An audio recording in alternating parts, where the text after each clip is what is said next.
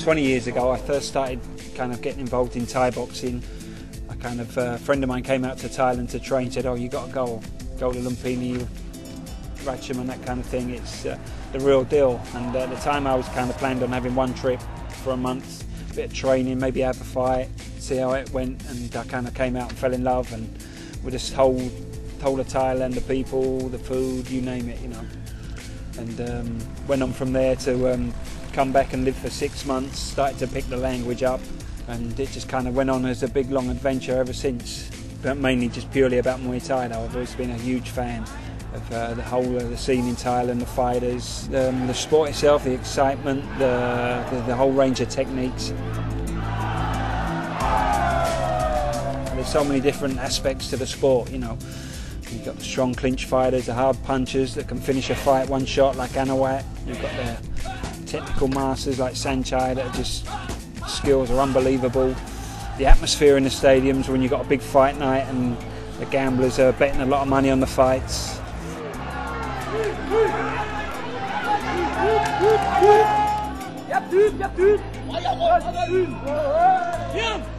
There's still a traditional side to it here now, but it's become more of a business in Thailand itself now. You know, it's more business run around gambling and that kind of thing. It's more of a business now than an actual traditional sport, but it's still deeply rooted in the tradition as well. The fighters still performing the white crew before the fights, and they're wearing what they call krung rung, the mongkon, the papajit, which they wear around the arms. There's still very strong spiritual and sort of traditional overtones about the sport, even though it's very much a business now, you know.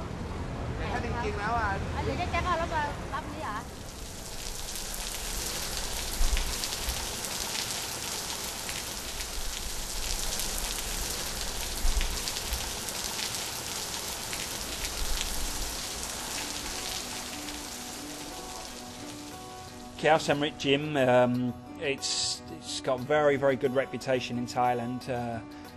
Not just for the quality of fighters it produces. I mean, it's won the Gym of the Year award in 2002. It was like runner-up, third place every other year. It's right up there every year. It's got very good credit with the boxing community, with the gamblers as well, for producing honest fighters that go in there. It's produced two best boxers, Anuwat, and before him another guy, Wachachai Khao Samrit, a very strong technical fighter who in his time was unbeatable about 5 years ago. It's very well known, has produced a lot of champions.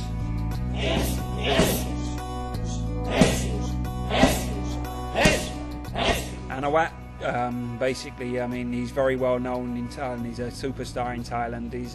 There's only ever been 2 fighters to win the Sports Writers of the Year award twice. When he won the Sports Fighter of the Year award the first time, he fought a boxer called Singdam Gitmukau. Singdam won the award the year before, and the year before, just after he won it, they put him in the ring against Anuwat at Ratchaman Stadium, and Anuwat knocked him out in the 3rd round.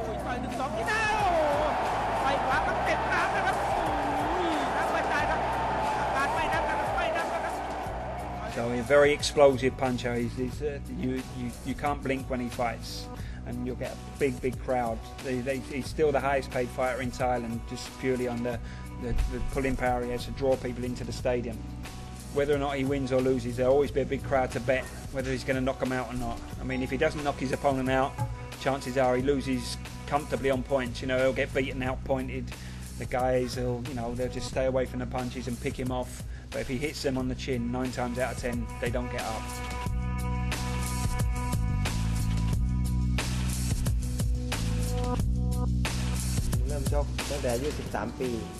He started out fighting when he was 13. He had a friend that was already here. He's actually a relation of the boss, his own wife as well.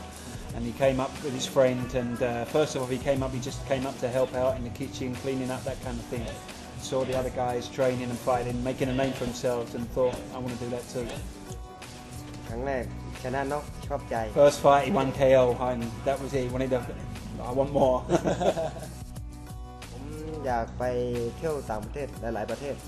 He said he's won more or less every title there is to win now in Muay Thai. He said if any more come his way, yeah, he'll gladly take them. But that's not so important to him. His targets, real targets for the future, he wants to travel as much as he can, go to as many different countries and fight as he can. เป็นประเทศที่ธรรมชาติสวย He liked Holland in itself because he said beautiful country, beautiful countryside, a lot of trees around. A lot of the Thai fighters are country boys from Heart, so they like that when they go abroad and see that as well. But about the fighting itself, he loved the crowd. The crowd, they're real enthusiastic Muay Thai fans, and they really got behind the fights too. He really liked that. มันคนละอย่างคนไทยจะเชียร์อีกแบบ They're very different like perspectives between the two. Like in Holland, it's like the fans there, they love the style, they love the technique. It's like an art to them, you know, and they like to see the fighters win in a stylish way. In Thailand, they like to see a close fight that they can gamble on. เรื่องหมัดมันต่างกันครับ He said it's difficult to really explain, but he said the Thai fighters tend to have the edge in the technique. Technically, they're that bit sharper, their timing, and their control of the ring, whereas the Dutch fighters are very strong, very hard punches. เดินห้างดูหนัง He likes to go around the malls, go around shopping, that kind of thing, watch movies, but he's a very big game fan.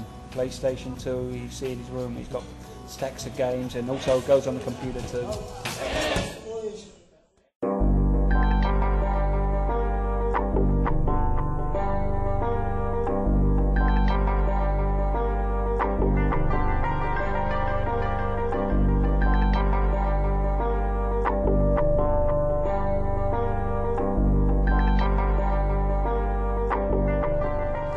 Fairtex Pattaya is far removed from most Muay Thai camps in Thailand as you can get. I mean, it's as you can see, a multi-million-pound leisure centre, resort, sports club, hotel.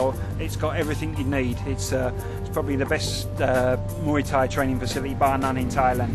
Possibly, you know, around Asia, at least. Invested a huge amount of money into the place, and from the rooms, the accommodation, the training facilities, everything is world class. Yodsanklai, he was already a very famous fighter in Thailand before Fairtex. He came to Fairtex. He used to fight under the name Yodsanklai Pechindi. He was a very famous young fighter. The boxing computer, his nickname, very stylish, very good brain, very dangerous with his hands and elbows and strong kicks. He was Lumpini champion at the smallest weight. He got bigger and bigger. He's been in with a lot of big names in the past, and he's still very young. He got bigger and bigger. Then Fairtex decided to take his contract over, and they built him up as a bigger fighter. Since he's been at Fairtex, he's won the Lumpini welterweight title, the WBC World Championship at, I think, middleweight or light middleweight, the Thailand light middleweight, and he's become very dominant at the 70 kilo division. Very, very strong, explosive hitter, very hard punches, solid kicks.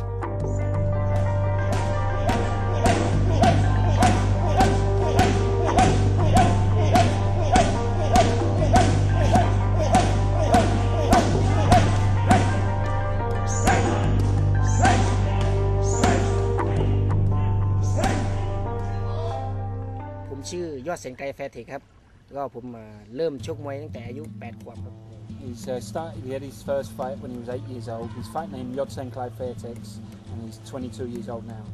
ที่แรกครับพ่อแม่ผมก็ชอบที่พ่อแม่ชอบแล้วก็อีกอย่าง He's basically his mother and father both like boxing as well, and his older brother and him, they were always fighting. So that was the decision, right? You like fighting so much, we get you in the gym.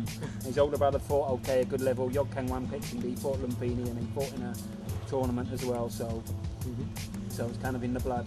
ตอนที่ผมมีรายการชกครับ20 วันนี้ครับ20 วัน So before a fight, 20 to 25 days hard training.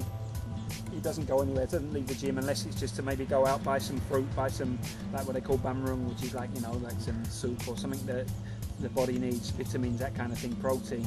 Other than that, and then he's in bed by 10 o'clock every night.